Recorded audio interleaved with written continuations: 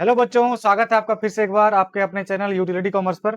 और हम लोग आपको या हम लोग पढ़ रहे थे अभी तक।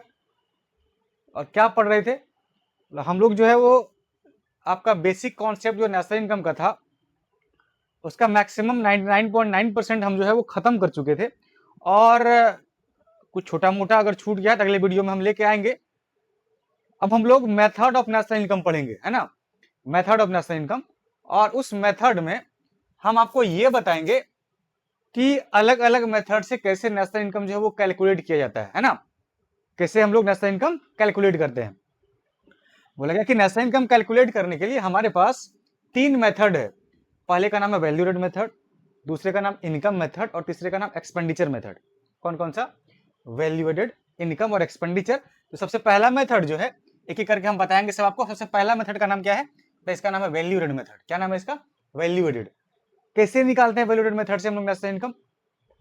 पहला वहां पे जो हम लोग नेशनल इनकम कैलकुलेट कर रहे थे ना, उसको वो जो हम लोग ग्रॉस से नेट, नेट से नेशनल से डोमेस्टिक, डोमेस्टिक से नेशनल या फैक्टर कॉस्ट से मार्केट प्राइस बना रहे थे। तो यहाँ पे हम लोग उसका मेथड देखते हैं कितने प्रकार से वो निकाल सकते हैं। हमारे पास जीडीपी हमारा आ सकता है कितने तरीके से आ सकता है, या एनएनपी हमारा आ सकता है कितने तरीके से आ सकता है।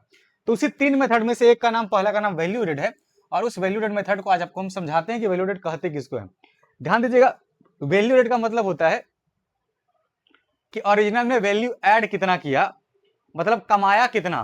प्रोडक्शन जो हमारे देश में हो रहा है उस प्रोडक्शन में जो है एक्चुअल में कौन कौन कितना कमाया, सारे का हम लोग निकालते हैं एक वैल्यू। और हमारे पूरे देश में सब लोग जितना जितना वैल्यू एडिशन किया है, जितना जितना कमाया है प्रोडक्शन करके, उसी को जब हम लोग सबको मिला देते हैं साल भर में, उसी को कहते हैं वो टोटल वैल्यू एडेड है, या उसी को कहते हैं वैल्यू एडिशन, है ना। तो आप हमको बताइएगा कि अगर कोई जो है सेलर है या प्रोड्यूसर है, वो मार्केट से 100 रुपए में जो है वो 100 रुपए में वो रॉ मटेरियल खरीद के लाता है। कितने में? 100 रुपए में, ठीक है। और ये रॉ मटेरियल खरीद के लाया, इसका मतलब ये कॉस्ट ऑफ रॉ मटेरियल है, इसी को बोलते हैं cost of purchase. Raw material का कॉस्ट है ना। और अगर वो 200 रुपए में सामान बनाया और 200 रुपए में बना के तैयार कर दिया और उसको सेल कर दिया मार्केट में, इसका मतलब यह प्रोड्यूस कर दिया। तो आप बताइए 100 रुपए में वो सामान खरीद के लाया था और 200 रुपए का बना के बेचा, तो बताइए आप वो कै रुपए कमा पाया? आप बोलिएगा सर 100 रुपए में वो सामान खरीद के लाया था, इसका मतलब उसका इनपुट का कॉस्ट या कॉस्ट ऑफ रॉ मटेरियल 100 रुपए का था, और 200 में सामान वो बना के बेचा, इसका मतलब 100 रुपया जो है वो कमाया। इसके इसी को कहते हैं कि वो वैल्यू एड 100 रुपए का किया। इसी को क्या कहा गया? ये 100 रुपए वैल्यू एडिशन है प्रोड्यूसर के द्वारा। मान लेते हैं एक जो है फार्मर है, एक फार्मर है। ये फार्मर जो है, ये मार्केट से बीज खरीद के लाता है, और बीज जो है ना ये 500 रुपए का खरीदता है बीज, ठीक है। अब उस पर मेहनत किया साल भर, उसको सींचा, उस पर अपना एफर्ट लगाया, है ना। डेली वो खेत में जाके काम करता था। हाँ, और जब वो फसल बना के जो है साल भर में मेहनत करके तैयार किया, तो ये 500 से अब ये बढ़ के फसल का वैल्यू जब वो बेचने गया ना मार्केट में, तब उसका जो है फसल का वैल्यू जो प्रोड्यूस हुआ था वो 2000 रुपए का हुआ। और वो 2000 रुपए जो है मार्केट में उस सामान को सेल कर दिया या बेचने गया 2000 रुपए में। तो आप बताइए 500 रुपए का उसका इनपुट का कॉस्ट था। क्या था ये? इनपुट का कॉस्ट, या इसी को कॉस्ट ऑफ रॉ मटेरियल कहते हैं। इनपुट का कॉस्ट या इसी को रॉ मटेरियल का कॉस्ट कहते हैं।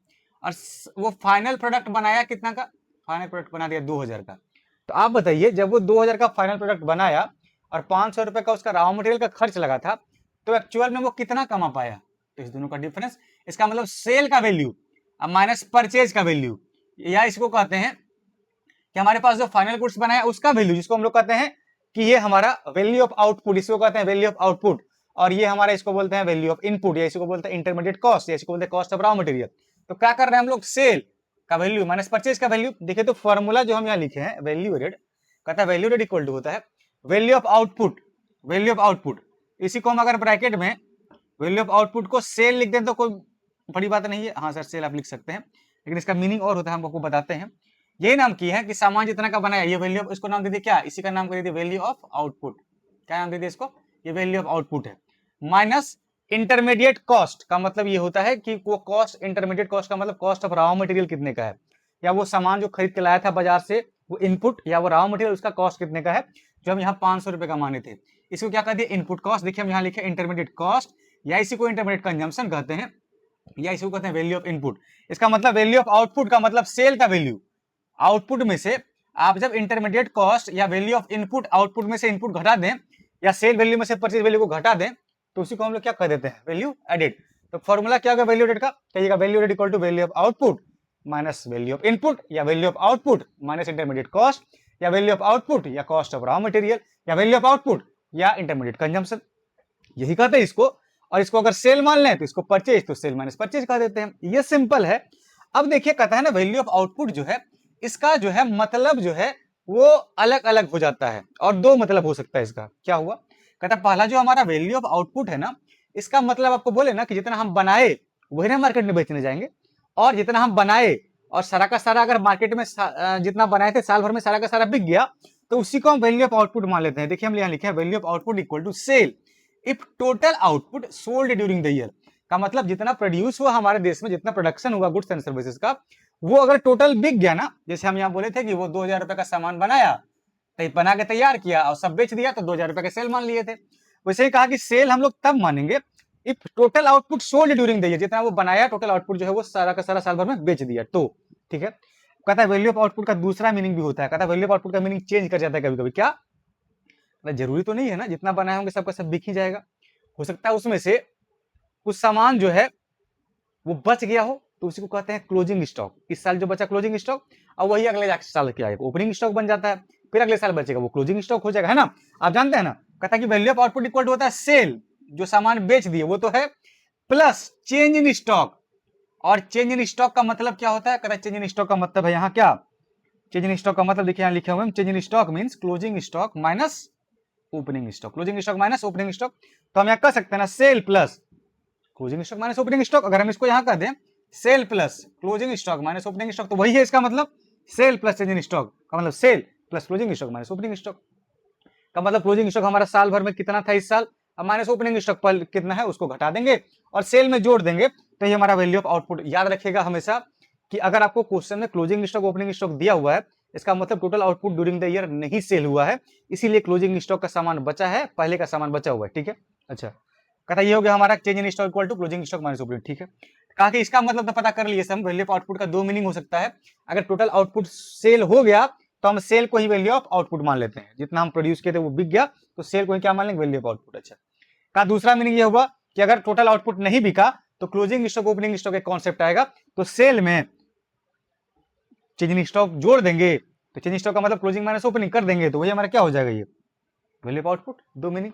अब कहता है वैल्यू ऑफ इनपुट जिसको हम लोग इंटरमीडिएट कॉस्ट कहिए, इसका भी मतलब हो सकता है, कभी कभी आपको नाम बदल के भी दे देगा। कहता है इसको इंटरमीडिएट कॉस्ट को कहते हैं कॉस्ट ऑफ रॉ मटेरियल, क्या कहते हैं, कॉस्ट ऑफ रॉ मटेरियल का मतलब मटेरियल जो खरीद के लाए उसका कॉस्ट, या इसी को cost of non factor input भी कहते हैं, क्या कहते हैं, cost of non factor input.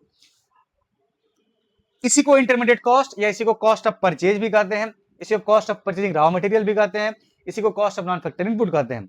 अब बोला गया जो हम वैल्यू एडेड निकाले ना, वैल्यू एडेड, इससे आपको मिलेगा एक एग्रीगेट, जो हम 8 एग्रीगेट बताए थे उसमें से एक एग्रीगेट का नाम है जीडीपीएमपी। क्या है इसका नाम, जीडीपीएमपी।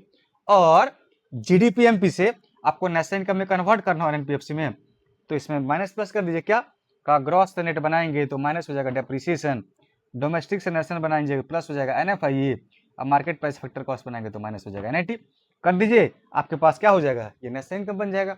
इसी प्रकार से हम लोग नेशनल इनकम कैलकुलेट करते हैं, किस मेथड से, वैल्यू एडेड मेथड से। आपको अभी तुरंत हम एक चीज बताते हैं, एक क्वेश्चन, इसी के सहारे न्यूमेरिकल क्वेश्चन, इसी फॉर्मूले को लगा के और उसके सहारे आप बता पाइएगा कि सर आप जो बताए अभी ये क्वेश्चन, ये फॉर्मूला, उसके थ्रू क्वेश्चन कैसे बनाते हैं आप सिखा दीजिए हमको। हम फॉर्मूला याद रखिएगा क्या होता है, value of output minus intermediate cost, ये ना।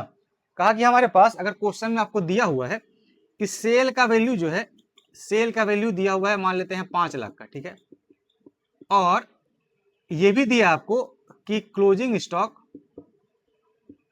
ये 10,000, ओपनिंग स्टॉक जो है 5,000, और इंटरमीडिएट कॉस्ट का मतलब कॉस्ट ऑफ रॉ मटेरियल ये अगर दिया है आपको 1 लाख रुपए का, तो इससे आप वैल्यू एडेड निकाल सकते हैं। वैल्यू एडेड, वैल्यू एडेड कहाँ सर, वैल्यू एडेड का फॉर्मूला होता है क्या, वैल्यू ऑफ आउटपुट, क्या होता है formula, value of output minus intermediate cost, ये ना, हम इंटरमीडिएट कॉस्ट को आई कॉस्ट लिख देते हैं, क्या लिख देते हैं, इंटरमीडिएट कॉस्ट, या इसी को इंटरमीडिएट कंजम्पशन कहते हैं। वैल्यू ऑफ आउटपुट कैसे निकालेंगे? बोले सर आप बोले थे कि वैल्यू ऑफ आउटपुट का मतलब दो मीनिंग, अगर टोटल आउटपुट सेल सोल हो गया ड्यूरिंग द ईयर तो सेल को ही वैल्यू ऑफ आउटपुट मान लेते हैं, अगर नहीं बिका तो क्लोजिंग स्टॉक ओपनिंग स्टॉक आ जाएगा। देखिए क्लोजिंग स्टॉक ओपनिंग स्टॉक है ना क्वेश्चन में, जब भी दिया रहे तो आपको एडजस्टमेंट करना पड़ेगा। तो वैल्यू ऑफ आउटपुट का क्या मीनिंग क्या था, यहाँ मीनिंग था sale plus change in stock, delta का मतलब चेंज होता है, हमेशा याद रखिएगा, sale plus change in stock अब माइनस इंटरमीडिएट कॉस्ट, है ना, माइनस इंटरमीडिएट कॉस्ट, ये ना। आप बताइए सेल का वैल्यू कितना, बोले सेल का वैल्यू सर यहाँ दिया हुआ 5 लाख, कितना 5 लाख।